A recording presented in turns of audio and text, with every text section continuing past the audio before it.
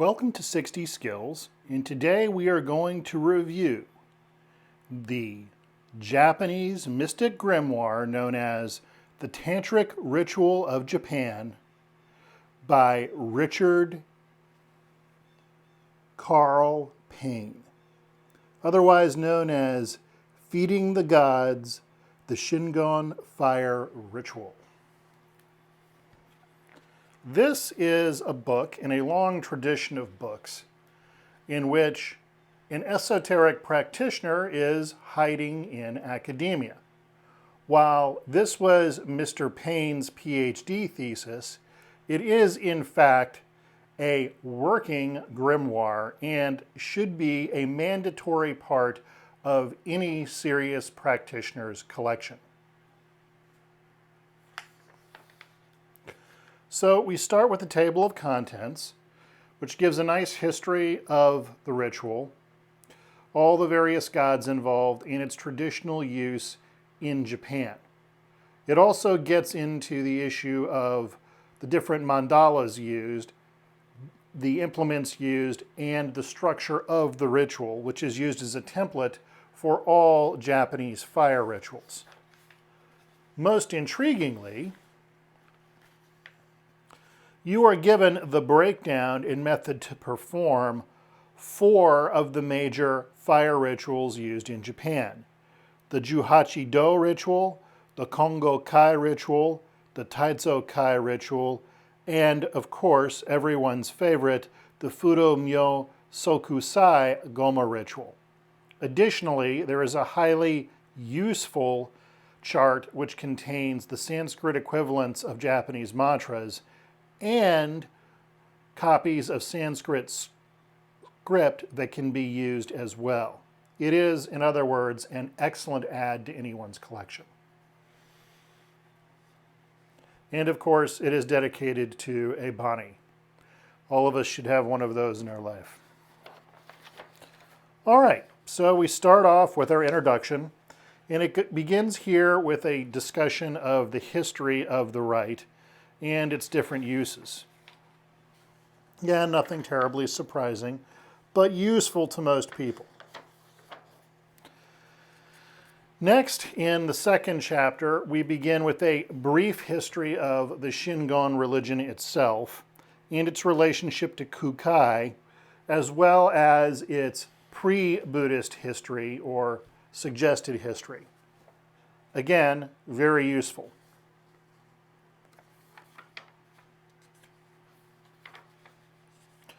Talks about the transmission from China to Japan, so on and so forth. A very useful history lesson as well for Westerners in particular.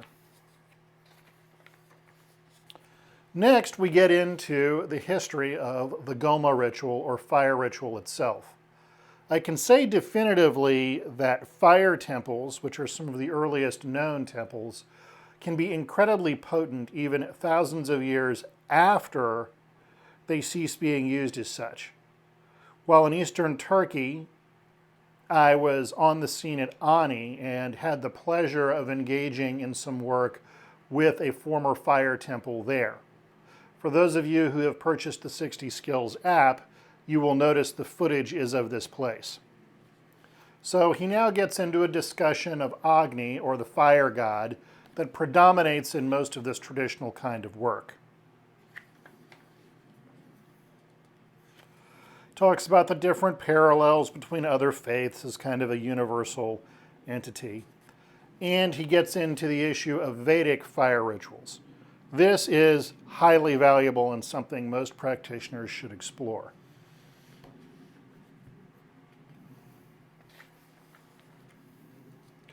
Gets into the different sacrifices used traditionally. Again, all of this to a practitioner is real gold and something you should definitely familiarize yourself with. Gets into symbolism, the Upanishads, and finally the introduction of the fire ceremony to Japan. Now, where this becomes interesting is he has a very good description of the ritual use of fire in Japan. In particular, and of most use to esoteric practitioners, he begins to discuss shugendo. Now, shugendo practitioners were known as unparalleled magicians in traditional Japan. It is also possible to join some of these recreated orders in the West and in Japan as well. What's most interesting is he discusses the use of the fire ritual of the howling goma, which is a rite practiced in which the gods can communicate directly with the practitioner of the goma.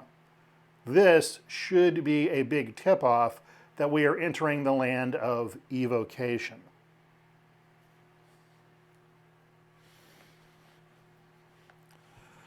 So it gets into the origins of shugendo and its differences and similarities to Tendai or Shingon Buddhism.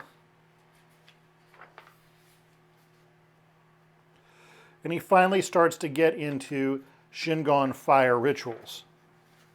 Specifically, he discusses the howling goma. Now, these howling gomas, as he describes in here, can use very large fires. Now, this is interesting because, as we all know, the bigger the fire, the more esoteric energy is generated by it. This, in turn, creates many interesting possible uses for this.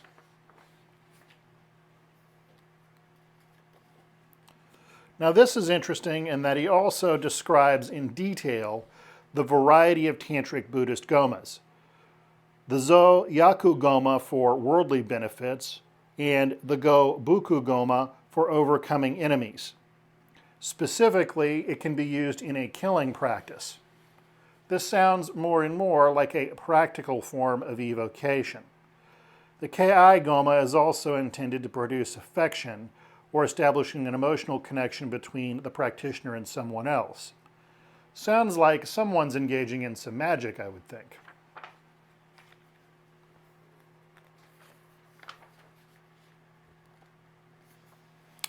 Next, he gets into the issue of the different mandalas used. And of course, if you're familiar with Tantric Buddhism, you are also familiar with the Matrix realm and the Thunderbolt realm mandalas. I won't get into a big discussion of these here, but he does give a very nice breakdown of how these are to be employed.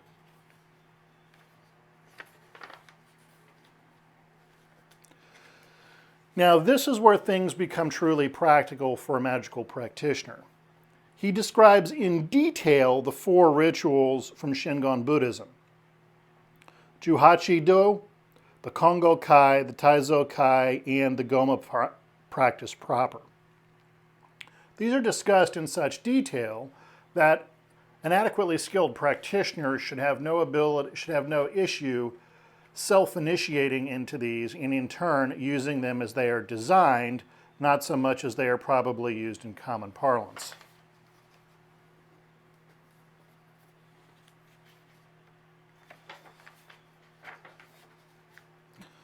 Again, all of the various details and when they're supposed to be scheduled and the different rules that go along with them are included. This is really a phenomenal work of ritual magic. Now, as with all ritual magic, he gets into a discussion of the setting, implements, and materials required to perform it. He also talks about visualization, such as enacted in the Taizo Kai, the activities of the first day include the visualization of the bija mantra of fire Ram, which burns away all defilements both within the practitioner's body and the world he inhabits. He then arouses the deities. Again, we should all be very grateful that this academic work contains very practical information.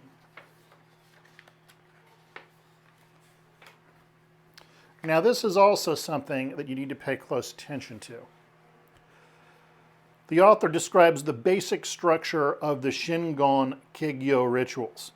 This, in turn, can be applied to everything. He specifically mentioned the Juhachi-do then is both a sacrifice and an evocation divided into 5 parts. Curious.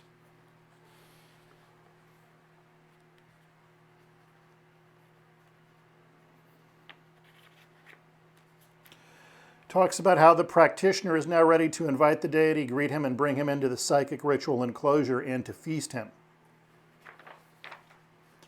So anybody who has any doubts about this being purely an academic work should feel comfortable that that is by no means the case.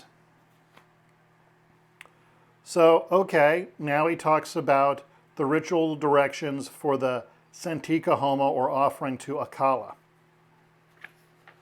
These are extremely detailed to include the proper mudras to be used along with visualizations.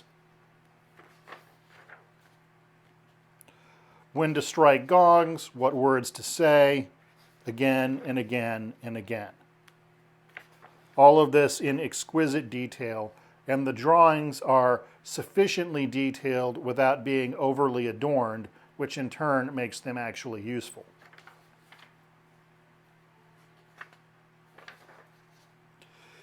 He also gives you a way to visualize the wheel of syllables, which is often speed bumped in a lot of works, which makes them less than useful if you don't happen to already know this or have received an initiation. Now, this goes on for some number of pages. He even gets down into how to lay out the sticks for the burning fire. Now, most notably and very useful is he gives very detailed drawings of how the altars are supposed to be set up for these ceremonies. Again, this is frequently speed bumped along with the list of the required materials, because these books are more frequently used as reminders for people who have already received an initiation, not designed for people to self-initiate.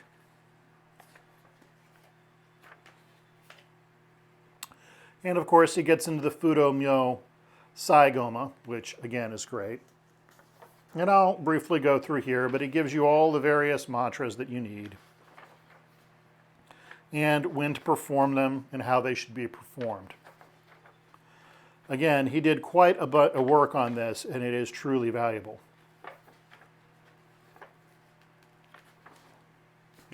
Particularly because of the detail. Now, this is interesting in that he gets into conclusions, as this does qualify as an academic work as well, where he goes over the writings of other authors that have been applied to this fire ritual. Some of these can be illuminating, others are less than useful. Really, it just depends upon your approach to these things. In terms of performing these rituals, the writings of the author proper are more than sufficient. Now, this is something very useful as well, where he gets into a structural analysis, which he then applies to all of the rituals. This allows you to see the underlying structure that is being employed, and would then allow you to take advantage of other works that don't include as much detail governing other Japanese esoteric rituals. This is, by itself, well worth the price of admission. And again, he gets into all the different mantras and postures and what to do and where, the offerings to be made, so on and so forth. Again, extremely valuable. And he does this for all of the rituals contained in this system that are within the book.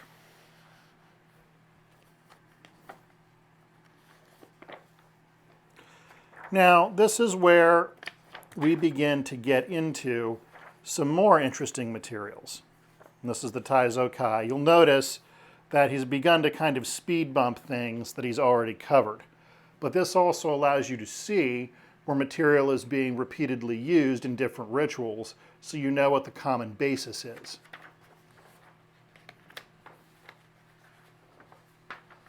Curious. Binding of the earth element, binding of the four corners.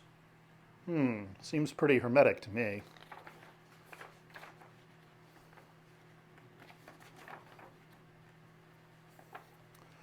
Now finally, we get to the Fudo Myo ritual. Now, if you're going to decode these things, I would strongly advise writing them all out into single pieces, putting in the information that has been identified as identical for benefit of performing the ritual correctly.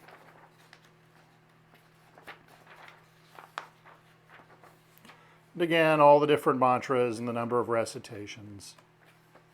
Very useful.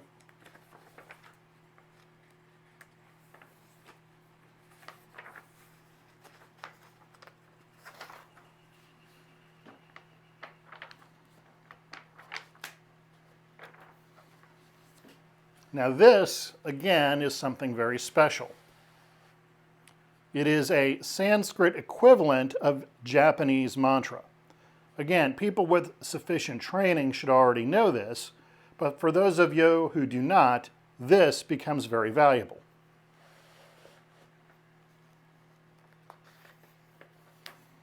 And this list is in fact extensive. The book itself covers approximately 93 of these.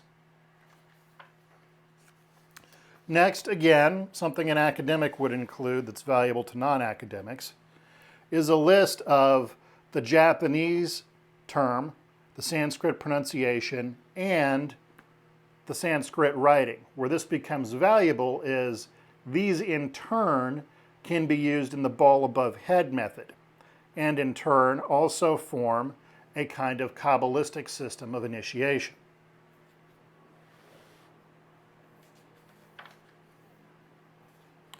Finally, you have some lovely illustrations, which are in fact photos taken from different ceremonies, showing you how to set up the altars.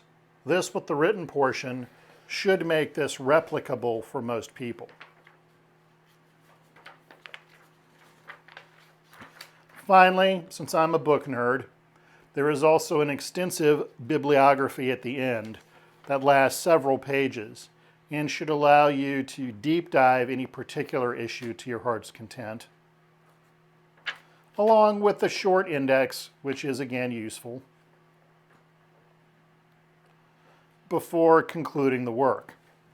Now, my only comment on this is that the book is printed in India, and as such, the quality of the paper is not the highest. However, if you're going to use this as a practice manual, that is not a distraction to what you're doing, and in fact is something of an advantage. Because if you're using this as a practice manual, you're going to want to take extensive notes in the work itself. This is how different grimoires are supposed to be used. Additionally, in terms of techniques required to pull this off, because there's quite a bit of deity invocation required, I would highly recommend you have control of your own akasha and non-dual light before engaging in this.